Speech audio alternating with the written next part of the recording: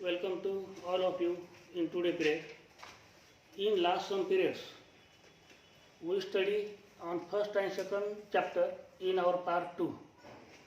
Now today we have to see the third chapter in this part is a circle. मागच्या काही पिरियडमध्ये आपण part 2 भाग 2 मधील पहिल्या आणि दुसऱ्या चॅप्टरचा अभ्यास केला. आता आजच्या पिरियडपासून आपल्याला याच भागामधील तिसरा चॅप्टर सर्कल म्हणजे वर्तुळाचा अभ्यास करायचा. Then first we see the some basic concept related to circle. सुरुवातीला आपण वर्तुळाशी संबंधित काही बेसिक कन्सेप्ट आहेत ते सुरुवातीला आपण क्लिअर करून घ्यायचे. कुठलीही जॉमेट्रिकल फिगर असो तिला विशिष्ट नाव असतं आणि त्या नावानं आपल्याला तिचं वाचन करावं लागतं.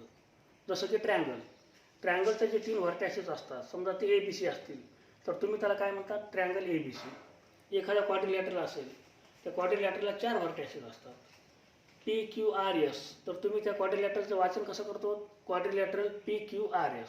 कळलं का? तसं सर्कलचं वाचन, सर्कलचा जो सेंटर आहे, जो केंद्र आहे, त्या केंद्रावरून केलं जातं. वर्तुळाचं वाचन कशावरून केलं जातं, त्या वर्तुळाच्या केंद्रबिंदूवरून. आता त्याचं वाचन 2 प्रकारे होतं. आता या फिगरमध्ये O is the centre of circle हे पहिलं वाचन, आणि the circle with centre O, दोन्हीचा अर्थ एकच. जे सोयीस्कर वाटेल त्याप्रमाणे आपण ती सवय लावून घ्यायची. O is the centre of circle किंवा the circle with centre O. कोणतं सोयीस्कर वाटायला, पहिलं सोयीस्कर वाटायला का, O is the centre of circle. आता नेमकं सर्कल कशाला म्हणायचं, जसं ट्रँगलचा अर्थ तुम्हाला सांगता येतो, a closed figure have 3 sides is called triangle. जसं quadrilateral, what is the meaning of quadrilateral म्हणल्यानंतर तुम्ही सहजपणे सांगता a closed figure have 4 sides is called quadrilateral. तसं सर्कलचा अर्थ आणि त्याचं वाचन कसं करायचं असतं. सुरुवातीला सर्कलचा अर्थ आपल्या पूर्ण समज भाषेमध्ये एका ठराविक बिंदूपासून स्थिर अंतरापर्यंतच्या बिंदूच्या सर्व संचास वर्तुळ असे म्हणतात. आणखीन एक वर्ष रिपीट करायलो आपल्या मराठीमध्ये, एका ठराविक बिंदूपासून स्थिर अंतरापर्यंतच्या बिंदूच्या सर्व संचास वर्तुळ असे म्हणतात. आणि त्या ठराविक बिंदूस त्या वर्तुळाचा केंद्रबिंदू म्हणायचं, आणि जे स्थिर अंतर आहे त्या स्थिर अंतरास त्या वर्तुळाची त्रिज्या असं म्हणायचं. हे सुरुवातीला आपण काय पाहिल्या, त्या वर्तुळाशी संबंधित काही बेसिक कन्सेप्ट. जसं ट्रँगलचे बेसिक कन्सेप्ट कोणते असतात, 3 अँगल असतात, 3 व्हर्टॅसेस असतात, 3 साईड असतात. क्वाड्रिलॅटरलचं बेसिक काय असतं, 4 अँगल असतात, 4 व्हर्टॅसेस असतात, 4 साईड असतात, 2 डायगोनल असतात. हे जसं बेसिक आहे त्या जॉमेट्रिकल फिगरचं, तसं या सर्कलचं सुरुवातीला आपण जे बेसिक आहे ते समजून घ्यायला, जाणून घ्यायचा प्रयत्न करायला. वर्तुळाचा अर्थ मराठीमध्ये पुन्हा एक वेळेस आणखी, एका ठराविक बिंदूपासून स्थिर अंतरापर्यंतच्या बिंदूच्या सर्व संचास वर्तुळ असे म्हणतात. मराठीमध्ये अर्थ कळाला का? आणि त्या ठराविक बिंदूस त्या वर्तुळाचा काय म्हणायचं, केंद्रबिंदू. आणि जे स्थिर अंतर आहे त्या स्थिर अंतरास त्या वर्तुळाची त्रिज्या काय म्हणायचं, त्रिज्या, जर आपण इंग्रजीमध्ये रेडियस असं म्हणतो. So first you write the definition of circle.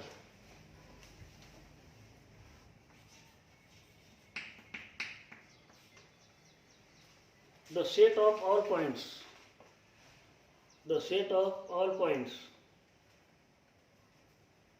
which are at, the set of all points which are at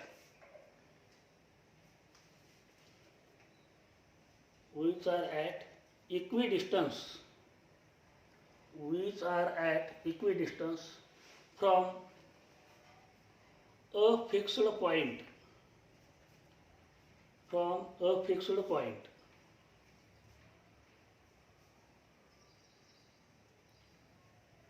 in a plane,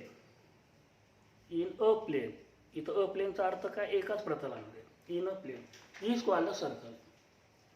in a plane is called a circle, is called a circle. This is the meaning or definition of circle. In next line, that fixed point is called, the center of a circle, is called the center of circle, and that of equidistance that fixed point is called the center of circle, and that of equidistance is called the radius of circle. Is called the radius of circle. Okay, सर्कलचा अर्थ पहिल्या वाक्यामध्ये लक्षात आला. आणि त्याच वाक्यामध्ये ज्या दोन बेसिक कन्सेप्ट आहेत, कोणते कोणते? सेंटर ऑफ सर्कल आणि रेडियस. सेंटर कशाला म्हणायचं? त्या फिक्स्ड पॉईंटला, त्या ठराविक बिंदूला. आणि जे इक्विडिस्टन्स आहे, जे समान अंतर आहे किंवा स्थिर अंतर आहे, त्याला त्या सर्कलचे काय म्हणायचं? रेडियस. आता from this figure, O is the centre of circle.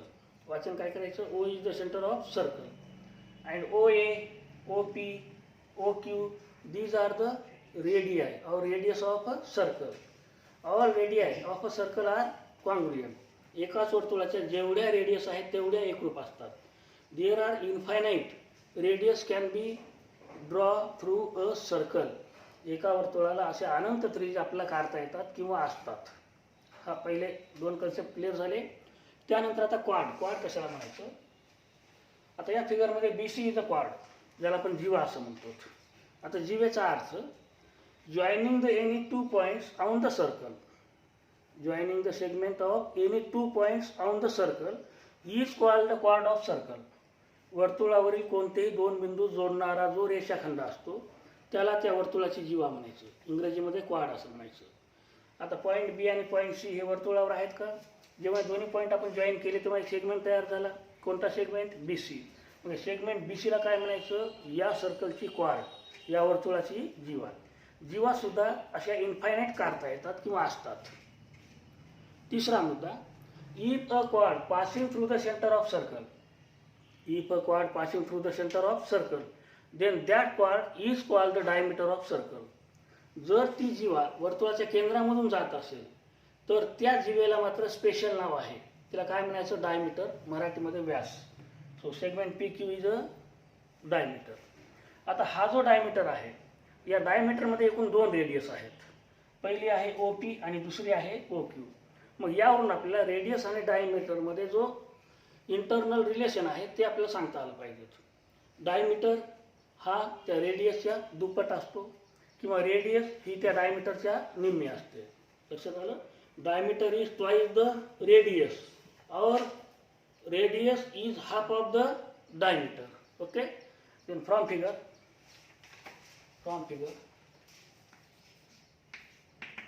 O is the center of a circle.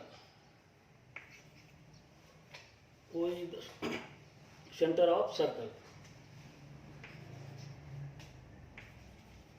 Seg OA, OP, OQ, B radii. एक जर असेल तर रेडियस, एकापेक्षा जास्त जर असेल तर radio, RAD. सेग O A, O P, O Q, B radio. Next सेग B C. What is the role of segment B C? B C is the क्वाड of circle. सेग B C is the क्वाड of a circle. Seg BC is the quad of circle, and seg PQ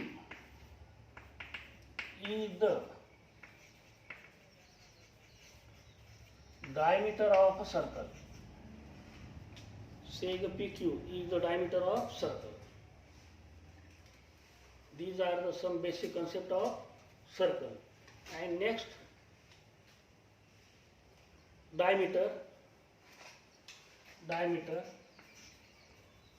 is twice the radius. Diameter is twice, TWICE. Diameter is twice the radius, or radius is half of the diameter. Radius is half of the diameter. तर ही होती वर्तुळाची काही basic concepts. त्याचा centre, केंद्र, radius, त्रिज्या, quad, जीवा आणि diameter, व्यास, आणि त्रिज्या आणि डायमीटरमध्ये असलेला संबंध. हे झाले बेसिक कन्सेप्ट. लक्षात आले का? आता यामध्ये हे 3 मुद्दे लक्षात आले ना. एखाद्या वर्तुळाला किती रेडियाई असतात? इन्फायनाईट. तसं क्वाडसुद्धा किती असतात? इन्फायनाईट. तसं डायमीटरसुद्धा किती असतात? इन्फायनाईट. लक्षात आलं. त्यानंतर आता सर्कलशी संबंधित काही वेगवेगळ्या प्रकारचे सर्कल असतात बघा. जेव्हा दिलेल्या 2 वर्तुळाची रेडियस ही सारखी असते तेव्हा त्या वर्तुळांना काय म्हणायचं? जेव्हा 2 किंवा 2पेक्षा जास्त वर्तुळांचा केंद्र हा एकच असतो तेव्हा त्यांना काय म्हणायचं? आणि जेव्हा 2 सर्कल्स एकमेकांना 2 वेगवेगळ्या बिंदूमध्ये छेदतात तेव्हा त्यांना काय म्हणायचं?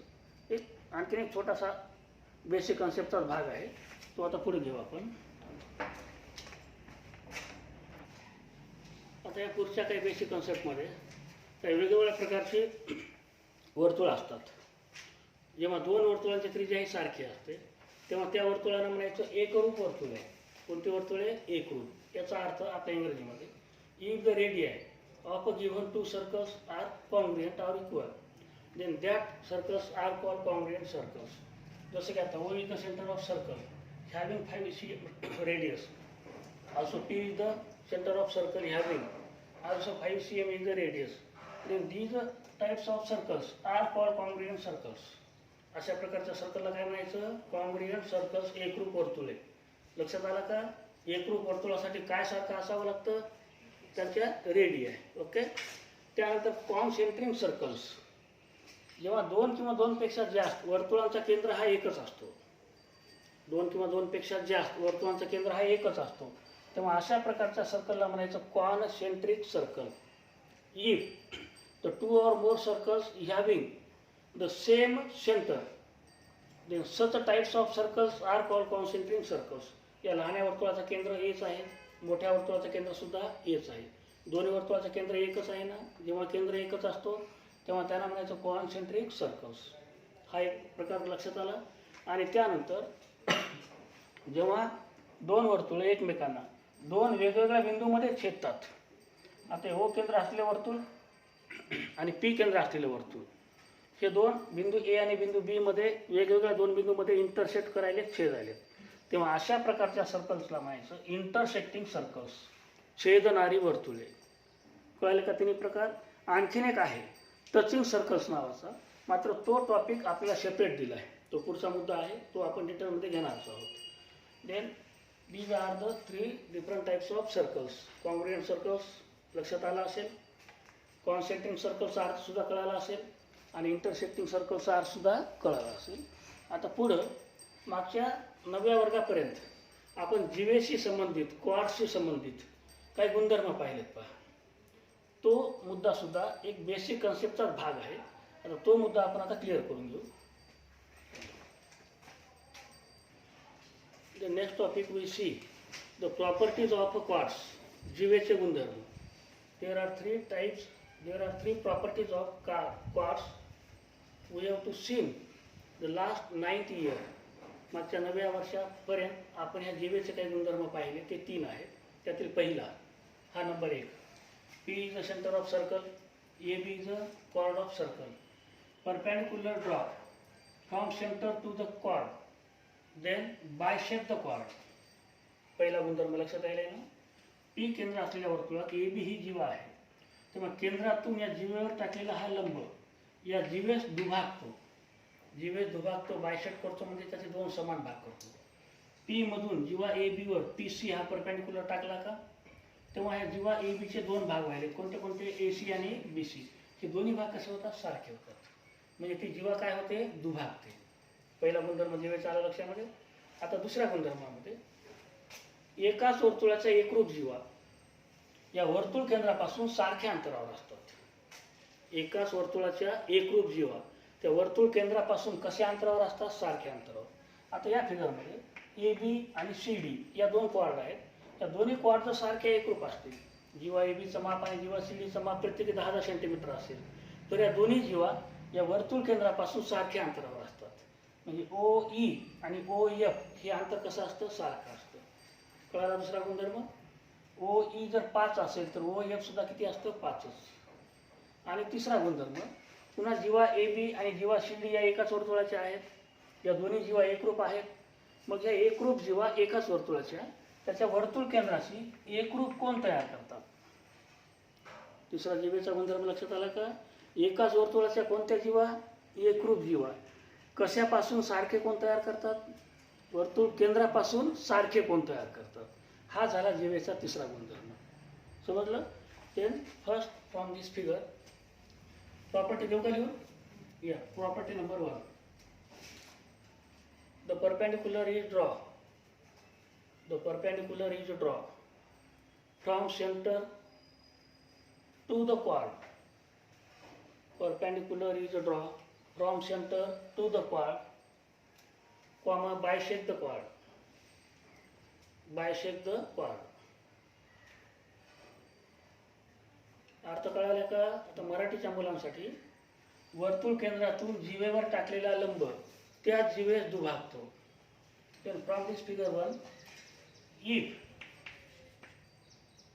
PC perpendicular to chord AB, PC perpendicular to chord AB with center P, with center P, P केंद्र असलेल्या वर्तुळातून with center P, then ही क्वाड जी आहे ए बी ती काय व्हायली? बायसेक्ट व्हायली, दोन समान भाग व्हायले. Then A C is equal to B C, A C is equal to C B और B C. This is the first property of क्वाड. हा आहे जीवेचा पहिला गुणधर्म. कळाला लक्षामध्ये? आता देन सेकंड प्रॉपर्टी ऑफ क्वाड is congruent chords of a same circle. Write the property. Congruent chords of a same circle are equidistant. Congruent chords of a same circle are equidistant from the center of circle. From the center of circle. मराठीमध्ये अर्थ मराठीच्या विद्यार्थ्यासाठी बऱ्याच जणांची message आलेत, sir आम्हाला मराठीमध्ये शिकवा. मी मॅक्झिमम या मॅसेजपासून साधारण 70% मराठीचा वापर करायलो आणि 30% आपल्या सेमीचा वापर करायलो. आता दुसऱ्या जीवेचा अर्थ, एकाच वर्तुळाच्या एकरूप जीवा या वर्तुळ केंद्रापासून सारख्या अंतरावर असतात. आता या आकृतीमध्ये ओ केंद्र असलेले वर्तुळ आहे, ए बी आणि सी डी या दोन जीवा आहेत, मात्र त्या कशा आहेत? एकरूप आहेत. तेव्हा ह्या दोन्ही जीवा या वर्तुळ केंद्र ओ पासून सारख्या अंतरावर असतात. म्हणजे ओ ई बरोबर काय? O F. आता शॉर्टमध्ये याचे analysis, if quad AB is equal to quad CD, quad AB is equal to quad CD with the center O, with center O. Then पहिल्या गुणधर्मामध्ये वर्तुळ केंद्रातून जीवेवर हा लंबच पडतो. वर्तुळ केंद्रातून हा जीवेवर लंबच पडायला आहे. तसं या ओ पासून क्वाड ए बीवर सुद्धा हा परपेंडिक्युलरचा आहे ओ ई, आणि सी डीवर सुद्धा हा परपेंडिक्युलरचा आहे ओ एफ. लक्षात आलं का? मात्र हा गुणधर्म काय सांगतो की या ज्या दोन क्वाड आहेत या ओ पासून केंद्रापासून सारख्या अंतरावर असतात. Then O E is equal to O F. Then O E is equal to O F. कळाला दुसरा गुणधर्म? आता या तिन्ही गुणधर्माचा आपल्याला बरेच उदाहरणं सोडविण्यासाठी वापर करायचा असतो. म्हणून आपण हे एवढंसं डिटेलमध्ये याला समजून घ्यायचा प्रयत्न करायचा. आता चला तिसऱ्या गुणधर्माकडे. पुन्हा एकाच वर्तुळाच्या दोन एकरूप जीवा आहेत ए बी आणि सी डी. या दोन एकरूप जीवा या वर्तुळ केंद्राशी एकरूप कोन तयार करतात. मग आता जीवा ए बी न कोणता कोन तयार केला? सेंटरपाशी ए पी बी हा पहिला वरचा केला का? आणि क्वाड सी डी न कोणता कोन तयार केला? सी पी डी हा दुसरा कोन. हे तयार होणारे दोन्ही केंद्रापासले कोन कसे असतात? कॉन्ग्रुएंट असतात, सारखे असतात. हा जर 70 अंशाचा असेल तर या जीवा सी डी न सुद्धा तयार होणारा कोन किती होतो? 70 अंशाचा. Then write the statement of this property. Congruent chords of a same circle, congruent chords of a same circle, congruent chords of a same circle are making congruent angles are making congruent angles from the center of circle. From the center of circle. कळला ना अर्थ? पुन्हा एक वेळेस एकरूप वर्तुळाच्या एकाच वर्तुळाच्या एकरूप जीवा वर्तुळ केंद्राशी सारखे कोण तयार करतात. And write in short, if quad AB is equal to quad CD with center P, P केंद्र असलेल्या वर्तुळाच्या जर जीवा AB बरोबर जीवा CD, then तर काय मग angle APB is equal to angle कोणता CPD. These are the three properties of a quartz. Okay, हा झाला पुढचा बेसिक कन्सेप्ट. आता त्यानंतर आता पुढचा अगदी सोपा आणि सहसंबंधासारखा मुद्दा आहे. Circles passing through given 1, 2 and 3 points दिलेल्या एक, त्यानंतर दोन वेगवेगळ्या आणि त्यानंतर 3 बिंदूमधून जाणाऱ्या वर्तुळांची संख्या किंवा पासिंग होणारे वर्तुळ. त्यामधील पहिला जर दिलेला एकच बिंदू जर असेल, if the given a point एकच बिंदू दिला असेल, then there are infinitely circles can be drawn through given one point. एका बिंदूमधून अनंत वर्तुळे काढता येतात. थोडक्यामध्ये याचा अर्थ एकच बिंदू जर दिला तर असे किती वर्तुळ आपल्याला काढता येतील ना रे? 1, 2, 3 असे एकाच बिंदूमधून. हा पहिला मुद्दा लक्षात द्यायला. Right, there are infinite circles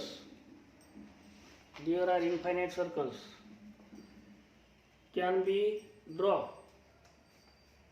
There are infinite circles can be drawn through given one point.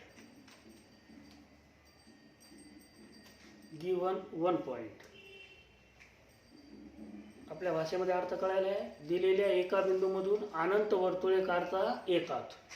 आता जर दोन वेगवेगळे बिंदू दिले ए आणि बी, या दोन वेगवेगळ्या बिंदूमधून सुद्धा अनंत वर्तुळे काढता येतात. There are infinite circles can be draw through given two distinct points. Write this property. There are infinite circles can be drawn. There are infinite circles can be drawn through given. There are infinite circles can be drawn through given two distinct points. Two distinct points म्हणजे दोन भिन्न बिंदूमधून. आता मराठीमध्ये याचा अर्थ काय व्हायला आहे? दिलेल्या दोन भिन्न बिंदूतून अनंत वर्तुळे काढता येतात. कळालं? आता जायचं 3 बिंदू का. आता 1 आणि 2 बिंदू लिनियर आणि कोलिनियरचा काही संबंध नसतो. किती बिंदूपर्यंत? एकाच बिंदूपर्यंत किंवा दिलेल्या दोन वेगळ्या बिंदूपर्यंत. मात्र जर ती बिंदू 3च्या स्वरूपामध्ये असतील तर ते 3 बिंदू हे वेगवेगळ्या प्रकारचे असतात. एक तर ते लिनियर असतात म्हणजे रेषीय असतात, एकाच रेषेवर असतात, किंवा ते नॉन लिनियर असतात, एक रेषीय नसतात. कळालं का? जर ते 3 बिंदू कोलिनियर असतील तर किती वर्तुळ आपण काढू शकतो आणि जर ते कोलिनियर नसतील तर किती काढू शकतो. आता हा तिसऱ्या मुद्द्यामध्ये समजा ए, बी आणि C. What type of this 3 points? Linear और कोलिनियर. काय म्हणतो आपण? नॉन लिनियर म्हणजे एक रेषीय नसणारे, एका रेषेत नसणारे. तेव्हा या 3 बिंदूमधून आपण एक आणि एकच वर्तुळ काढू शकतो. How many circles can be draw through given 3 non collinear points. What type of points? Non collinear points. Write the property. There is one and only one. Circle can be drawn. there is one and only one circle can be drawn through three non-collinear points. Three non-collinear points. या मुद्द्याचा अर्थ लक्षात आला. दिलेल्या तीन नैक रेषीय बिंदूतून एक आणि एकच वर्तुळ काढता येते. कोणत्या प्रकारच्या बिंदूतून? तीन नैक रेषीय बिंदूतून किती वर्तुळ काढता येतात? एक आणि एकच. आणि शेवटच्या मुद्द्यामध्ये जर हेच तीन बिंदू एकाच रेषेवर जर असतील तर किती वर्तुळ काढता येतील? जे की ते वर्तुळ या तिन्ही बिंदूमधून जाऊ शकेल असं एकही वर्तुळ काढता येत नाही. असं एखादं वर्तुळ आहे का? समजा ए मधून चाललंय, सी मधून चालले आणि पुन्हा बी मधून चाललंय, असं होऊ शकते का? असं एकही वर्तुळ आपल्याला काढता येत नाही. जर ते बिंदू कसे असतील? कोलिनियर असतील, म्हणजे एका रेषेमध्ये एका रेषेवर असतील. तर write number 4, there is none of circle, there is none of circle can be draw, there is none of circle can be draw through three collinear points. Three collinear points. Three collinear points. याचा अर्थ मराठीमध्ये तीन एकरेषीय बिंदूमधून एकही वर्तुळ काढता येत नाही. कोणत्या प्रकारच्या बिंदूतून? तीन एकरेषीय बिंदूतून एकही वर्तुळ काढता येत नाही. समजले काय? चारही मुद्दे. आणखी शॉर्टमध्ये दिलेला जर बिंदू एकच असेल तर इन्फायनाईट सर्कल अनंत वर्तुळे काढता येतात. जर दिलेले दोन बिंदू जर असतील वेगवेगळे भिन्न तरी त्या दोन वेगवेगळ्या बिंदूमधून सुद्धा इन्फायनाईट सर्कल्स अनंत वर्तुळे काढता येतात. जर तीन बिंदू हे नॉन कोलिनियर नैकरेषीय असतील तर त्यातून एक आणि एकच वर्तुळ काढता येतं. आणि शेवटचा मुद्दा, जर ते तिन्ही बिंदू एकरेषीय असतील, कोलिनियर असतील तर त्या तीन बिंदूमधून एकही वर्तुळ काढता येत नाही. ओके, किती वाजता? Then today we see the some basic concepts related to circle. आजच्या पिरियडमध्ये आपण सर्कलशी संबंधित जेवढे बेसिक कन्सेप्ट होते तेवढे आपण अभ्यासिले, त्याचा अभ्यास करायचा प्रयत्न केला किंवा ते समजून घेतले. आता उद्याच्या पिरियडपासून प्रत्यक्ष पहिला टॉपिक या चॅप्टरमधला आपण सुरू करू आणि आजच्या पिरियडला थांबू. ओके.